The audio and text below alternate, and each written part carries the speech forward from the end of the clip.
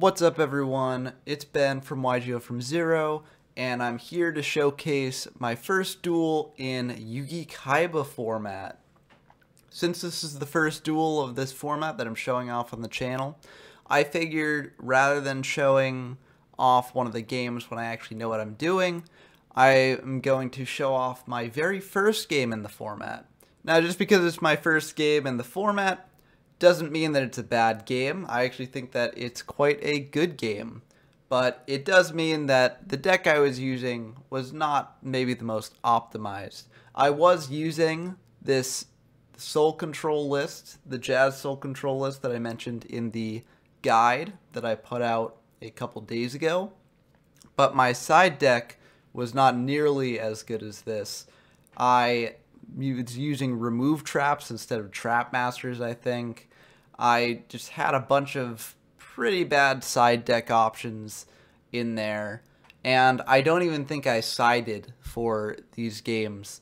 So I maybe wasn't doing things as good as I would be later on in the format after I got some more experience, but I wanted to show off these duels because I think they're great duels anyways. The side deck doesn't really matter for these duels because, as I said, I didn't actually side in these games. I was still trying to figure out how the main deck felt, but this was the main deck that I used. Again, this is Jazz's Soul Control list. It's a very, very good list.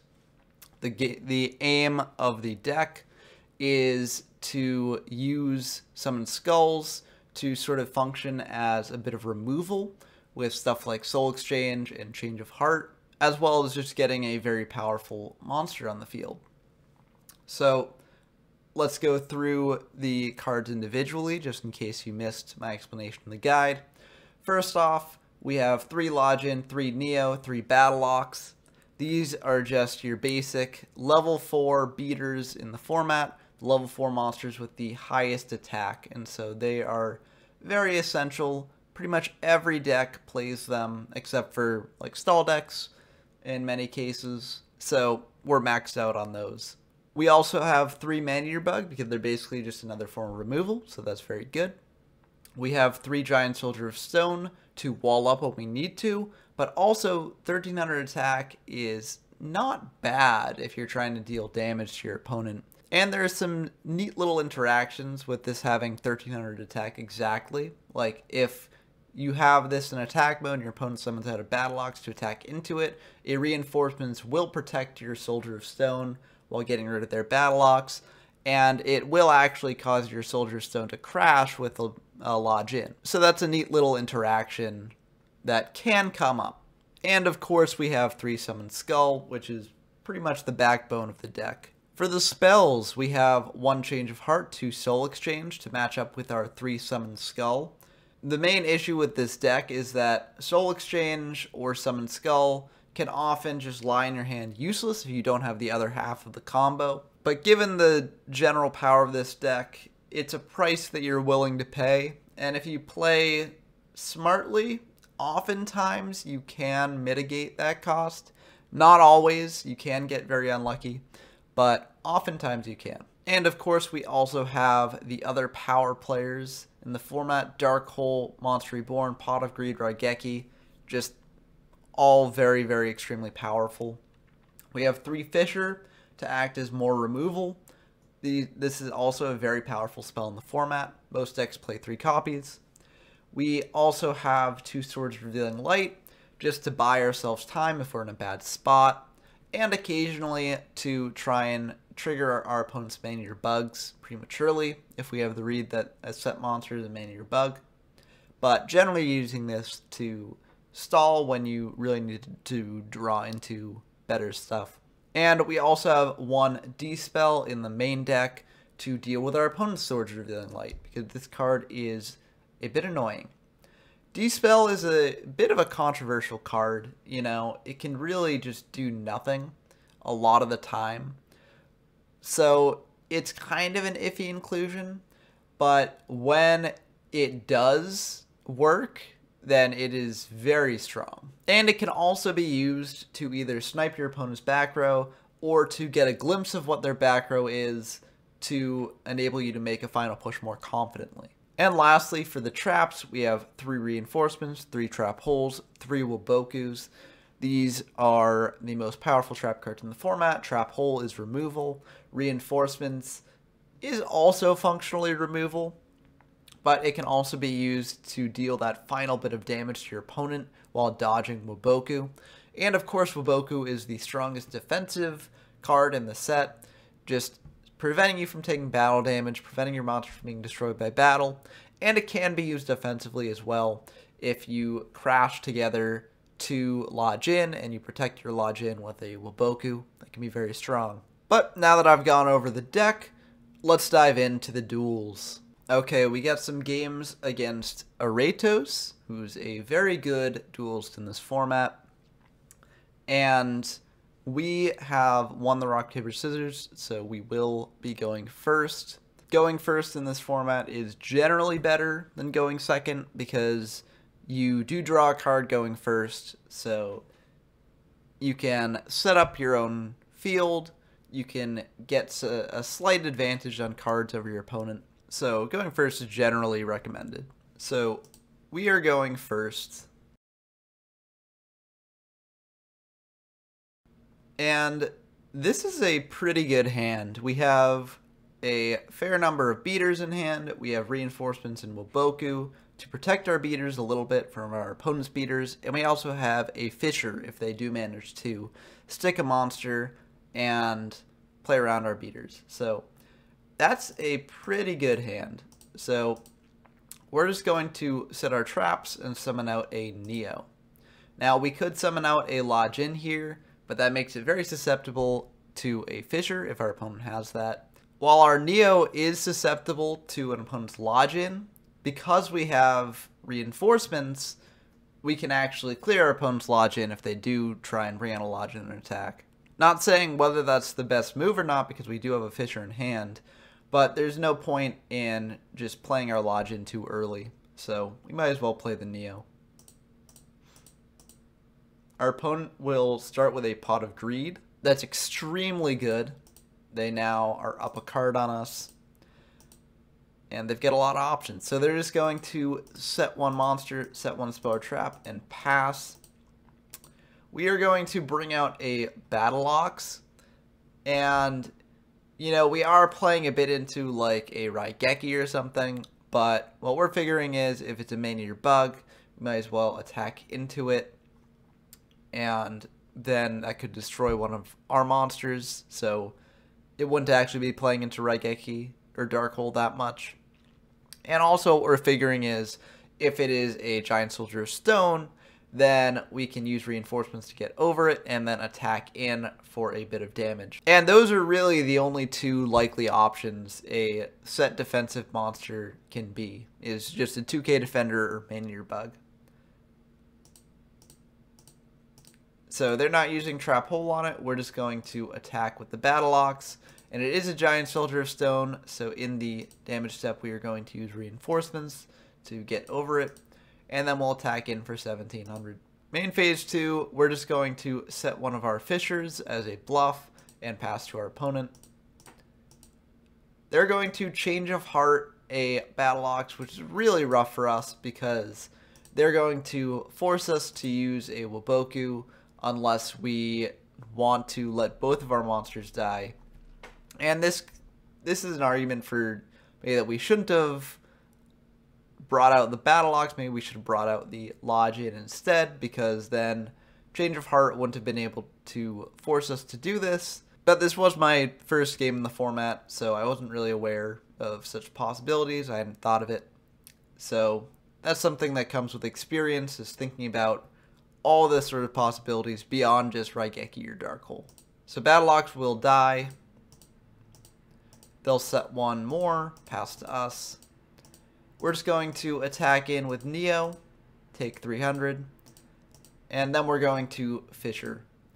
Now, I'm not actually sure how I feel about Fishering right now.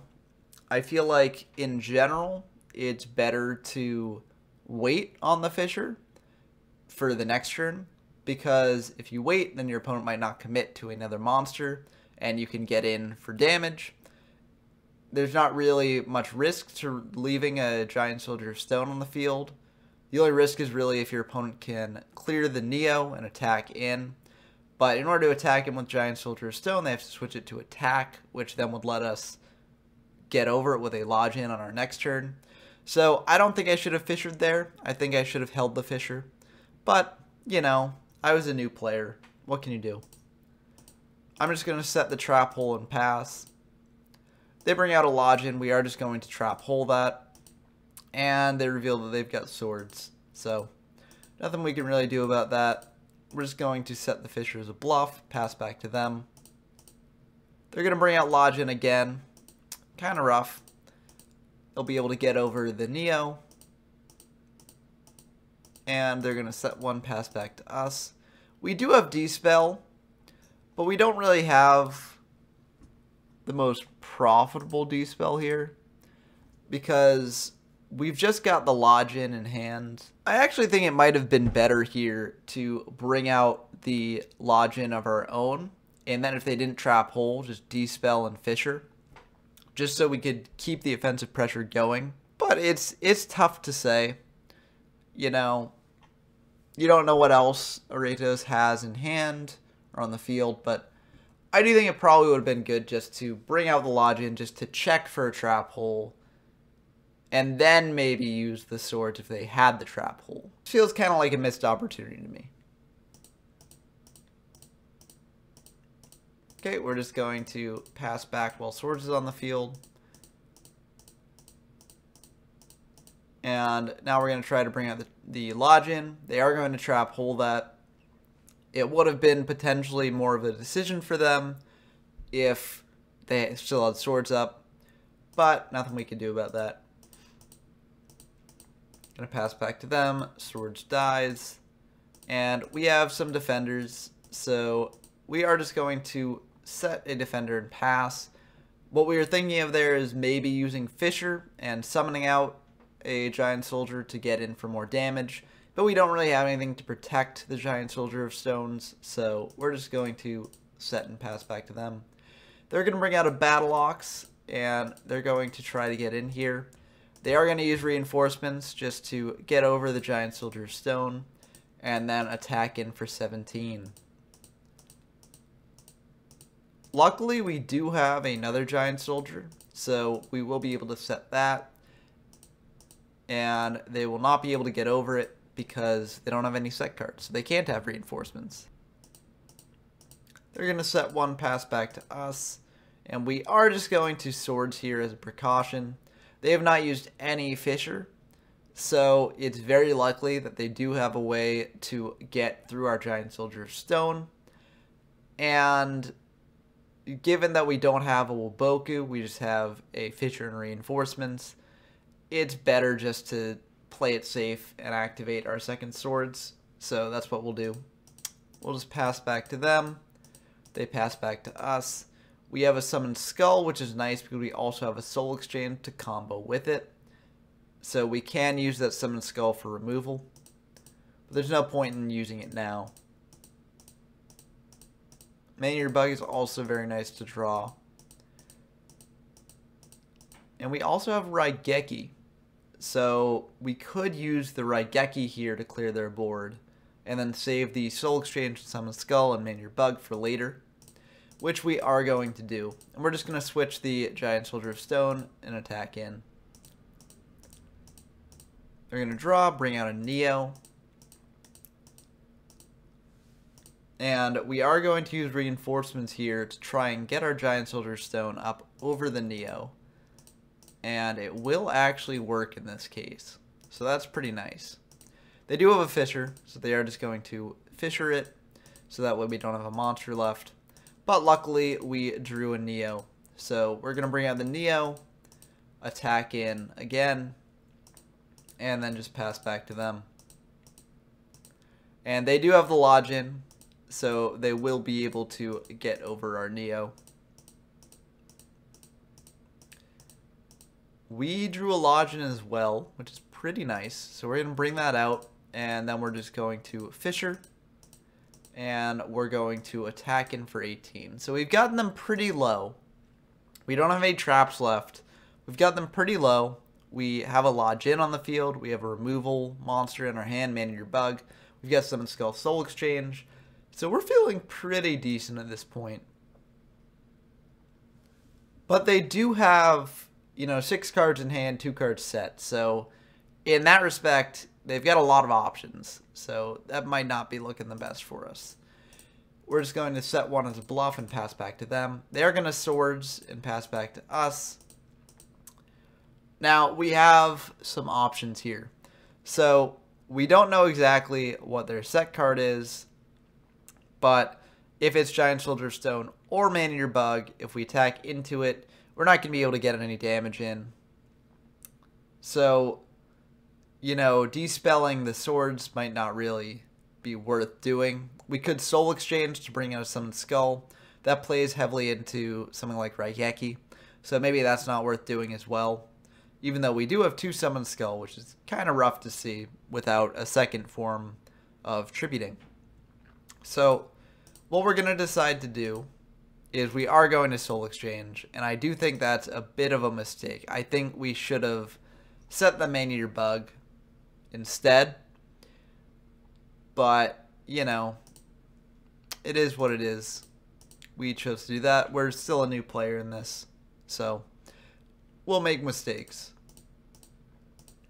They're going to Soul Exchange our Summon Skull, which maybe shows that it was the right choice actually to do that, because they would have Soul Exchanged our Man Eater Bug, which would have been a bit worse, I think. But who knows? They're going to set their Summon Skull to play around something like Trap Hole or Fissure, especially since we can't attack due to swords. But now we have a bit of a choice here. We are just going to pass. We could have dispelled their swords and tried to get over their monster, but I think we didn't because we were worried about Waboku protecting their monster. It's tough to say. They're going to flip up the Summoned Skull, and they're going to attack in for 700. Pass back to us. I think we probably really should have dispelled the swords, because at least that would have wasted one of their Waboku if they had a Waboku. And that dispel isn't really going to get any value besides potentially sniping a back row after this last swords expires, because they've used up their other swords already. So I think we should have actually dispelled, attempted to attack into the Summoned Skull. Because either way, they'd be forced to use up a card. Either their Summoned Skull would die, or they'd lose their Waboku. So I think that was a bit of a misplay on my part there. We're going to Pot of Greed, draw 2, and those are 2 very good ones. So that's pretty nice. They are going to just Raigeki that just in case it was a Man Eater Bug, and it was. They're going to attack in for 2,500. There's an argument to be made here for Wabokuing, but I don't think it's worth Wabokuing at this point. So I'm not going to do it. I'm just going to take the 25, pass back to them. And we drew another Man Eater Bug, so we're just going to set that Man Eater Bug. And they will attack into it with the Summoned Skull, so we will be able to clear the Summoned Skull. And they're going to set a monster of their own. Now, this is a bit of a tricky choice here. We could summon out the Giant Soldier Stone and attack in. They have used up all 3 Giant Soldier Stones, so it's very likely that that is a Man Eater Bug. So we could just choose to use our Giant Soldier Stone to trade with the Man Eater Bug, or we could choose to Dark Hole, summon the Giant Soldier Stone, and attempt to attack in for game. So we've got a bit of a choice here.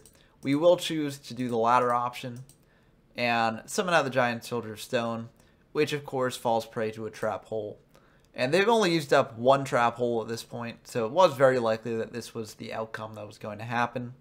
So I think it might have actually been better just to summon the Giant Soldier Stone, attack into the Man Eater Bug, and take that trade, save the Dark Hole for later. But, this is a valid option as well. They're just going to set 1, pass back to us. And at this point, there is a reasonable argument for summoning Man-Eater Bug and attacking in, just to put them on a bit of a clock.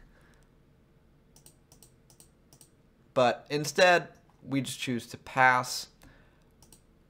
I don't think that's the right option. I think I should have at least set the Man-Eater Bug. You know, they don't really have many ways to remove it, except for like a Dark Hole. You know, they can't Change of Heart it. They can't activate a Swords of Revealing Light just to flip it up and destroy itself. They can't Raigeki anymore. And honestly, if they're using a Dark Hole on one Man-Eater Bug, I think that's a pretty good trade. But we don't. We will just let them summon out a Battle Ox and attack in. And they've used up one reinforcement, so it's likely that they don't have two reinforcements in the back row there. So we will just take it. And luckily, they don't have two reinforcements. So we don't lose the game there. We will set one Man-Eater Bug, pass back to them, and they will Soul Exchange and summon out the Summoned Skull. And at this point, you know, if we had the Dark Hole, if we had made the trade with Giant Soldier of Stone attacking into Man-Eater Bug, you know, that would have been an ideal use for it here. But unfortunately, we don't have Dark Hole. You don't have Raigeki either, since we used it earlier, so our opponent can feel comfortable with this board state here. Luckily, we drew a Soul Exchange, so we will be able to, you know, Soul Exchange away their Summoned Skull, summon out a Summoned Skull of our own, and at least have a big monster on the field. But they will be able to bring out Neo and Fisher away our Summoned Skull and try to attack in. We do have a Woboku here, so we will be able to prevent dying, but we're in a really bad spot right now. That Woboku is just going to stem the bleeding a bit more. So, you know, we'll set it, but we're in a really tough spot. And they will Dispel our Dispel. We probably should have used that Dispel earlier just to try and snipe one of their back row cards, but it doesn't really matter at this point. We do have a Neo, so we will summon out the Neo, and we are just going to pass to them. The reasoning for this is we do have reinforcements, so we could potentially get over one of their monsters with the Neo on our turn, but if they don't have reinforcements, it's better actually to wait for their turn, because that way they won't be able to, you know, crash into our Neo the next turn when we don't have any protection for it. So it is a bit of a risk if they don't have Fisher, and if they have any reinforcements, then this just loses us the game. But we don't really have many options at this point, so we have to try for this. They will Woboku and just attack in. We will activate a reinforcements to protect our Neo, but it's really not looking good for us. We do draw a Battle Ox, which, you know, we could bring out the Battle Ox, attack into both their monsters, but, you know, it's not really worth it. But then again, the Summoned Skull isn't really worth it either. I think probably it would have been better to bring out the Battle Ox with the Neo, try to attack into their 1700s, because we can be pretty sure that their set is a Man-Eater Bug. So, you know, at least they wouldn't be able to flip up the Man-Eater Bug and attack in, because then their own Man-Eater Bug would be destroyed. This was a Woboku, so it wouldn't have actually worked anyways. But, yeah, I think we had to do the Battle Ox play instead.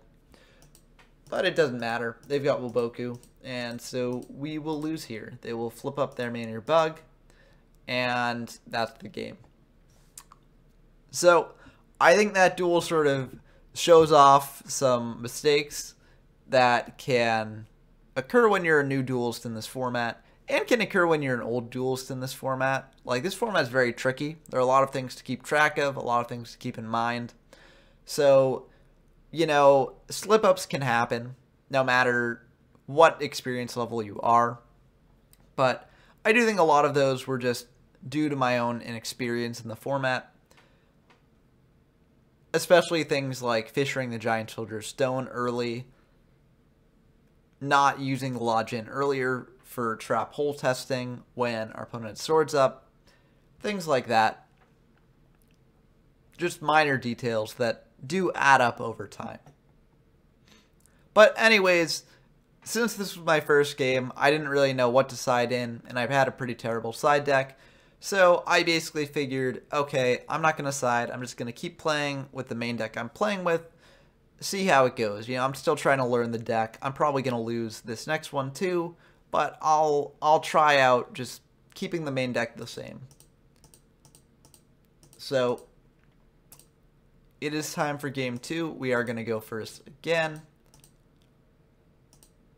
And this is a pretty good hand. We've got 2 beaters, 1700 and 1800. We've got a defender. We have a trap hole.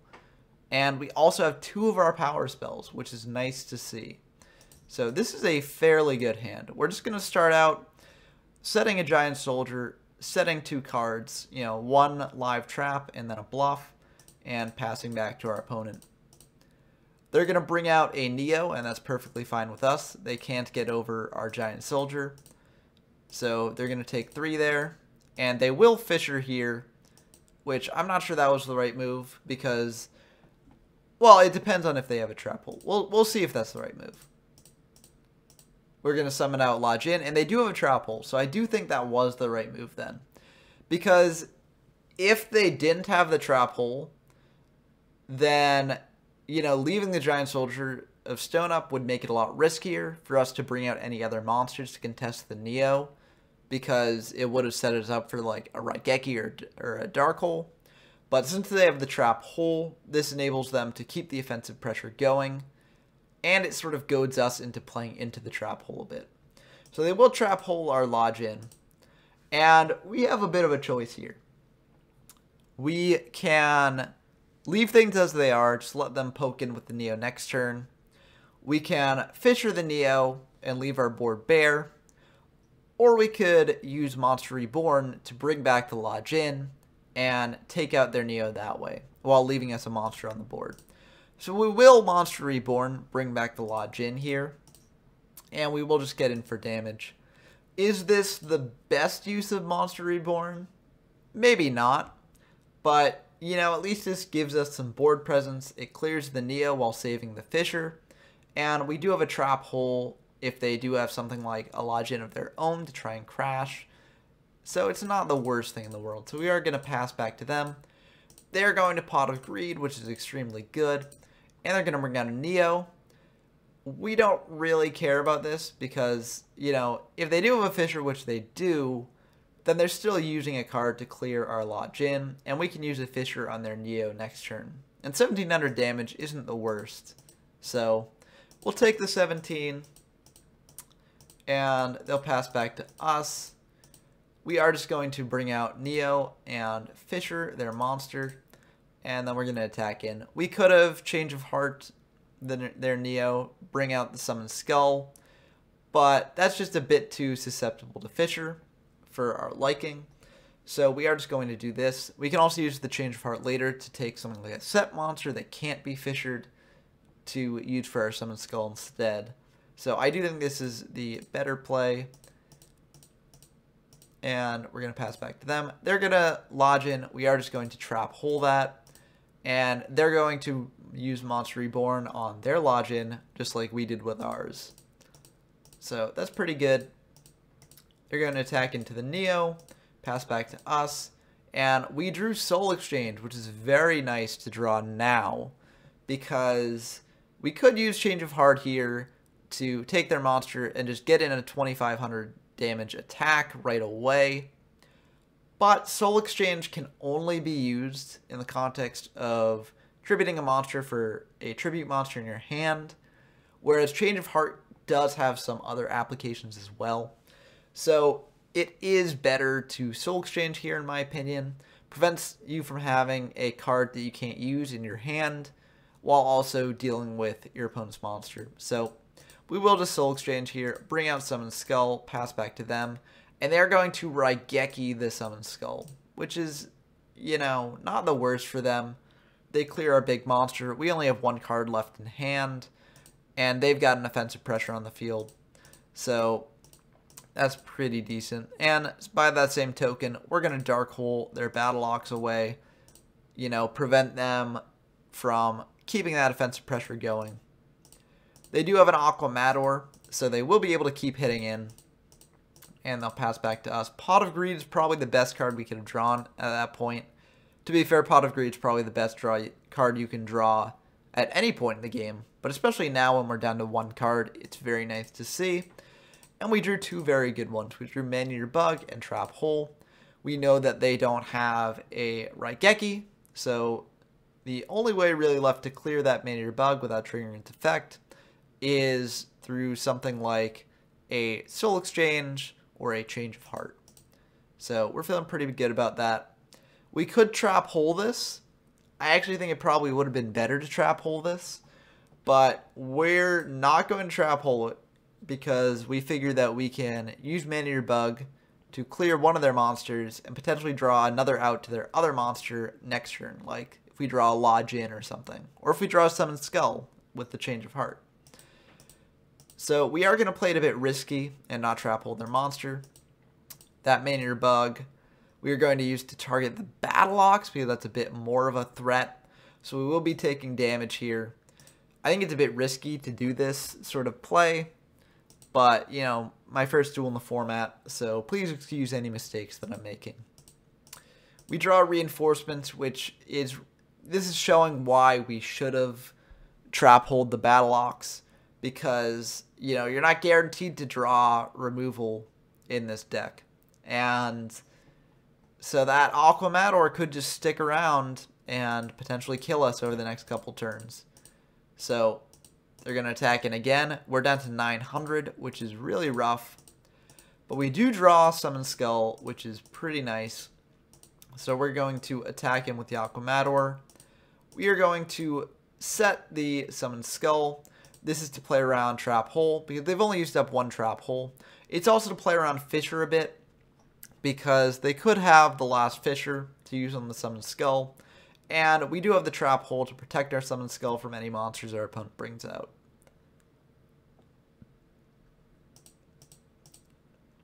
They're just going to set a monster of their own and pass back to us.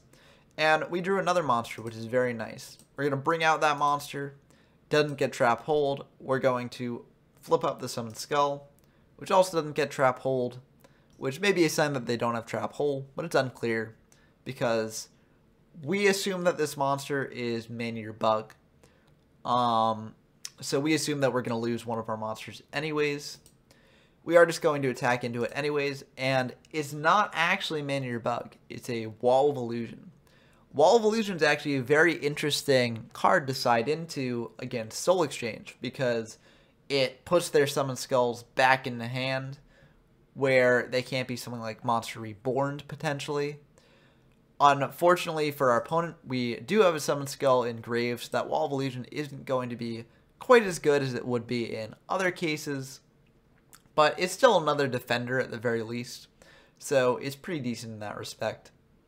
So that Summon Skull will get bounced back to hand, and we will get to attack in with the Lodge In here. So we're feeling pretty good about this.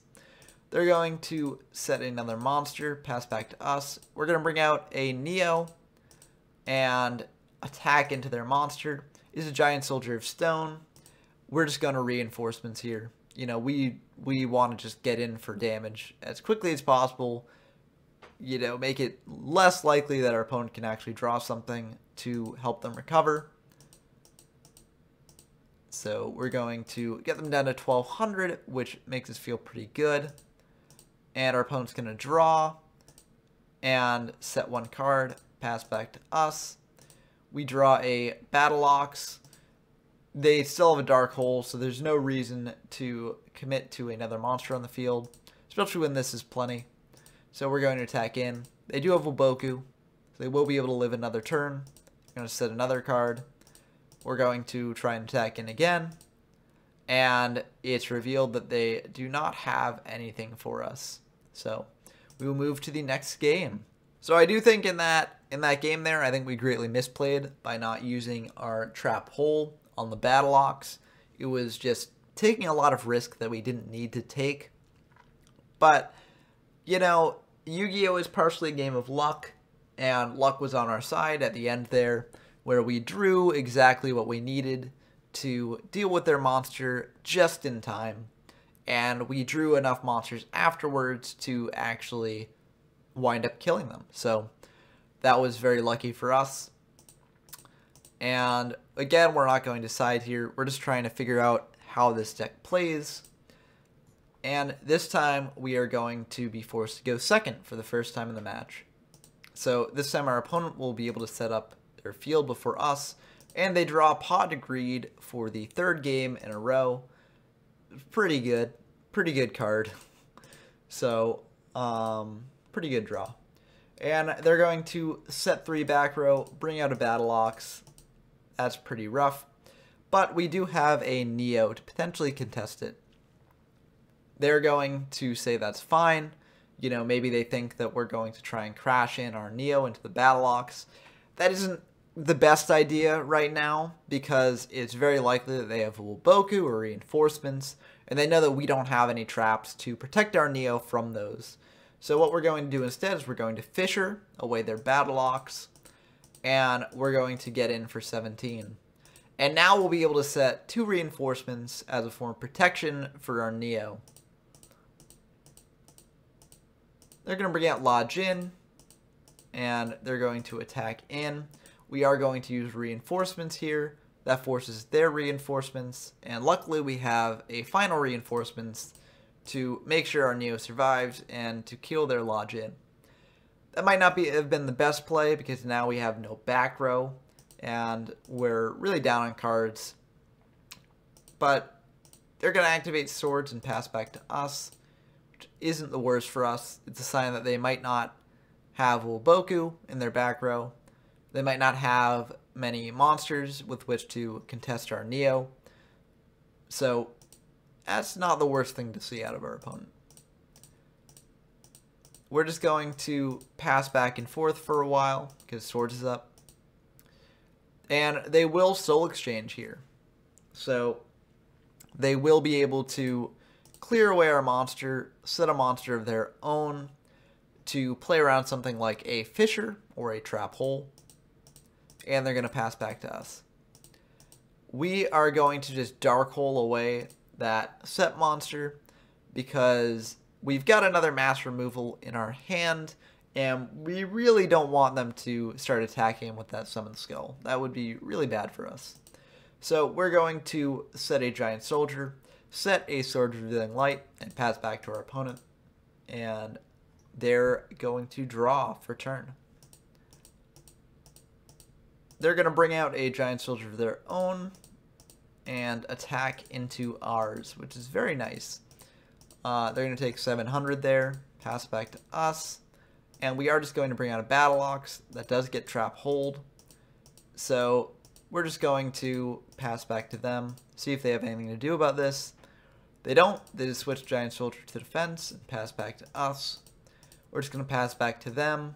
We could Raigeki the Giant Soldier, try and get in for a bunch of damage, but I really don't think that's worth it. That seems like we're going a bit all in, and they haven't used up any of their mass removal, so it's a bit of a risky play.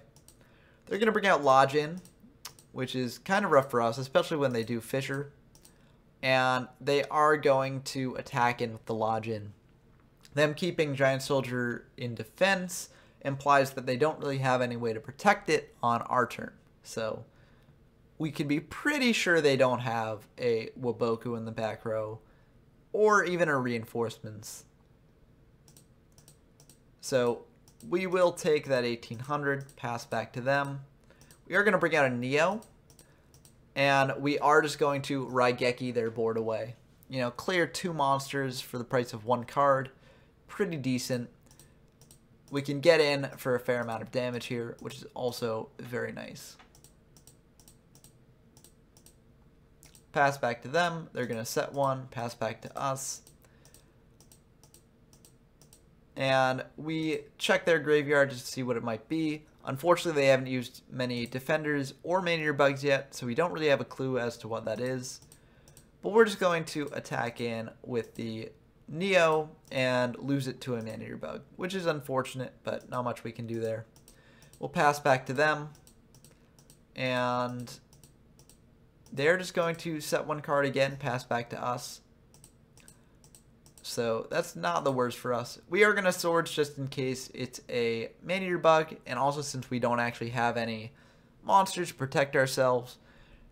And it's a soldier of stone, so maybe not the optimal use of Swords of Withering Light here. But we will be able to set one, pass back to them. They'll set one, pass back to us. We do draw a soul exchange, which we are just going to use here. And we're going to set our Summon Skull to play around Trap Hole and Fissure a bit. And we're going to pass back to them. They're going to pass back to us. We have a Battle Ox. We're just going to go all in here. You know, they're not going to Trap Hole either of these, which is very nice. But it turns out that actually was a Wuboku. So our read on that was a bit wrong.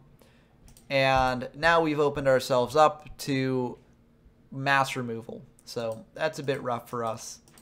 Let's see if they actually have one. And they do have a mass removal spell in the form of Dark Hole, which is pretty rough. And they're going to bring out a Battle Ox, pass back to us. We do have a Lodge In, which is very nice here. We'll bring out the Lodge In, fissure away the Battle Ox just in case they have a reinforcements. We don't want to preemptively use the Wuboku to stop reinforcements, as that seems pretty bad. So we are just going to fissure away the Battle Ox to not worry about anything like that. And try and get in for over half their life points, and we do. So we're feeling like we're in a pretty good spot here. They are going to Change of Heart our Lodge In, and they're going to attack us directly with it. They're going to bring out a Summon Skull. You might be wondering why they attack directly with the Lodge In instead of summoning out the Summon Skull and attacking directly with that. Well, if we had a Trap Hole, then we could just get rid of their Summon Skull, and they won't be able to get any damage. This way, they at least get to get in the damage if we do have a Trap Hole. So it's generally better to attack first and then summon out your tribute monster if you're making this play. We don't have a Trap Hole though, so they are going to be able to keep their Summon Skull. And now we have a bit of a choice here. Yeah, we could just set a Wuboku, play a bit passively, you know, save our Monster Reborn for later. Or we could Monster Reborn back our Summon Skull and try and clear their Summon Skull with our Wuboku. So we have a bit of a choice there. And I do think that Monster Reborning back the Summon Skull is the right play, because we don't really have any way to clear the Summon Skull here without doing this. And I think it's worth the risk of going all in doing this. So we are going to Monster Reborn that Summon Skull, and we are just going to try and attack in, try and clear their Summon Skull with a Wuboku. We have another Wuboku as a backup, potentially for next turn, and they will use reinforcements here to protect their Summon Skull from dying. So they were able to dodge around that for removal. They're going to try and clear our Summon Skull. Luckily, we have a Wuboku here to protect it. And they don't actually have a way to protect their Summon Skull, or they're choosing not to. So that's pretty good for us. They're going to set one and pass back to us. We unfortunately draw Soul Exchange without a Tribute Monster in hand, which is pretty rough. But luckily, Summon Skull on its own is a bit of a powerful card to have, especially when your opponent doesn't have many cards left to deal with it. So we are just going to attack over the Battle Ox, pass back to them. They're going to set another monster. And we have Change of Heart here. We can assume that they do not have a Wuboku, or else they would have used it when they attacked in with their Summon Skull and we used a Wuboku. So we can be fairly sure that this set card is not Wuboku, and in fact it is Trap Hole, you know, with the benefit of Dueling Book Replay Hindsight. You know, we know that it's not actual Wuboku. So we can feel comfortable here Change of Hearting their monster and just getting in for that last amount of damage. It's a bit risky, but it's a risk that I think we should take, and we do take it, and that does cause us to win the duel. So we misplayed a bit in the first games that we played, but I still think this was a pretty good match, and I think it showed off this Soul Exchange mirror pretty well. I think it showed some of the issues with the Soul Exchange deck as well, as we did occasionally draw cards that weren't useful at the moment, like that Soul Exchange we drew last turn, or in the first game when we had 2 Summon Skulls in hand, and we didn't really have ways to use both when we drew them initially. So the deck can have hands that don't really do anything, but even given that, it's very powerful just using Soul Exchange as a removal spell and getting a monster out of it to boot. Even if it costs you a battle phase, it's generally worth doing because you're getting field presence, you're clearing an opponent's monster. So it's very, very good, extremely powerful. And so I hope that showed off some of the strength of the deck as well. And I also hope that it showed off, what a cool format this can be, because I think this game was very cool. I think there were a lot of interesting sort of decisions that had to be made at various points in the game. I think that there was a lot of thought that had to go into a lot of these plays, a lot of checking to see which cards our opponent had left in deck, how many of those cards they had left in deck, what the odds were that a given monster was a given monster, that a given set card was a given trap or spell or what have you. And I think that while I started off this match not really having the experience to make those sort of plays, at the end of the match I had figured out enough to be able to figure out that their set card was not a Woboku and feel comfortable enough making this super aggressive play. But I hope you all enjoyed watching this duel. I hope you all got as much enjoyment out of it that I did. And I hope this sort of convinced some people that there's more strategy to this format than might meet the eye, I feel like this format has a reputation of like, oh, it's just summon, lodge in, battle ox, attack in, Oonga Boonga beat sticks, and all that stuff. But there's a lot of strategy to these games, especially the Soul Control Mirror. And it can be very fun, very challenging to play, even as a new player. But that's going to do it for today's video. I'm probably going to feature some more replays with Soul Control for a bit before diving into some of the other decks in the format, just because Soul Control is such a dominant deck in the format, and I really feel like there are a lot of intricacies to it, a lot of drawbacks to it, a lot of benefits to it that these games didn't necessarily show off to their fullest. So I'll be showing some replays, showing some other aspects of the deck, and also maybe the matchup against some other decks that can potentially be more strong against it, more weak against it, just a variety of different matchups. But until then, I've been Ben from YGO from Zero, and I'll see you next time.